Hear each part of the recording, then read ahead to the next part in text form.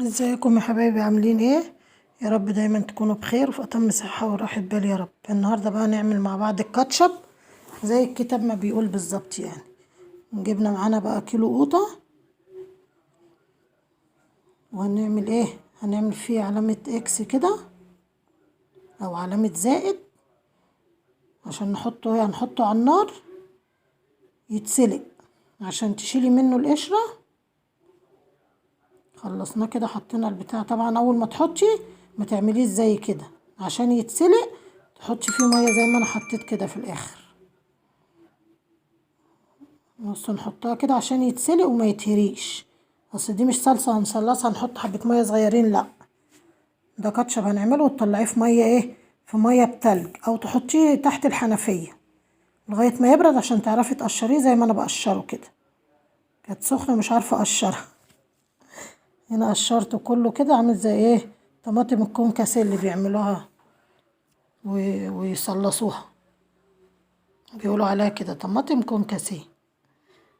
نضربه في الخلاط بقى ضربة حلوة ونصفيه بأكتر مصفى ضيقة عندك.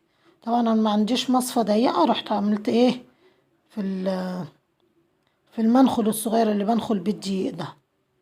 طبعا هو خد مني غلبة شوية، بس ايه، صفيته في الاخر يعني، ما سبتوش. هنا خلصنا بقى الكمية كلها عشان خاطر ايه، البذر اللي فيها يطلع، عشان تبقى ايه، تبقى صافية كده وما فيهاش اي شوائب. جبنا بقى هنا نص معلقة توم باودر، ونص معلقة بصل باودر، ونص بابريكا، ونص فلفل اسمر، ونص معلقة ملح. طبعا التوم الباودر هنا كان متكتل معايا، دي غلطة مني يعني، بس معلش هصفيه في الاخر يعني، مش هسيبه كده. هنا بقى ربع كوباية سكر، ونسيبهم بقى ايه، يغلوا مع نفسهم لغاية ما ايه، ما يتقل معايا، لغاية ما يتقل معايا. هنا بقى ربع كوباية خل، ما تحطيهاش في الاول عشان ما يحاولش الخل يتبخر معاكي.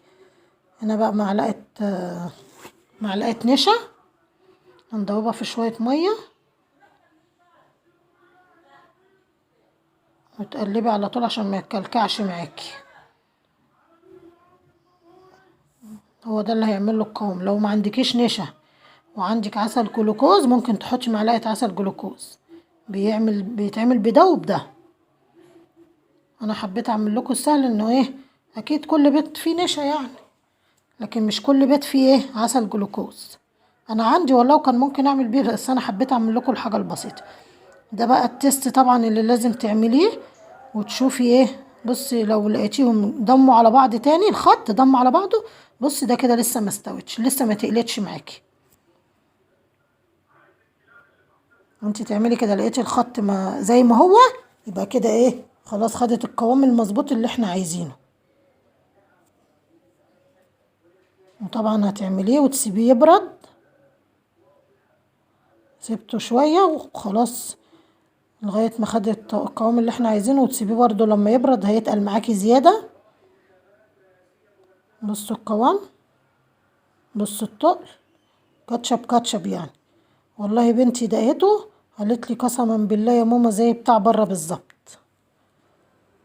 عشان انا لو قلت لكم ممكن تقولوا لا ده هي بتعمل كده عشان، لكن والله لا، بنتي قالت لي زي بره بالظبط. وتعملي الحاجه في البيت وتوفري على نفسك الشراء من بره. انا عملت معاكم البيتزا وقلت لكم ان انا ما حطيتش كاتشب ليه، عشان ما كانش عندي كاتشب. قلت طب ما انا اعمله في البيت ويبقى موجود لاي حاجه عايزه اعملها. بصوا هنا دي علبه ازازه كاتشب اللي هو بيقولوا عليها البزازه دي، وعندي واحده بتاعت مايونيز هحط فيها عشان انا مش بجيب مايونيز اصلا. خد مني الازازه دي ونص الازازه التانية. لو وصلتوا لغايه هنا ما تنسوش تدعموني باللايك. انا زعلانه منكم عشان انتوا مش بتحطوا اللايك، زعلانه منكم خالص والله. شايفين القوام، شايفين كاتشب ده ولا مش كاتشب؟ يا متعلمين يا بتوع المدارس. لو وصلت لغايه هنا متنسيش تدعميني بلايك واشتراك في القناة وتفعيل زر الجرس عشان يوصلك كل جديد بنزله من يوميات هند عبد العظيم. والسلام عليكم ورحمة الله وبركاته. باي باي.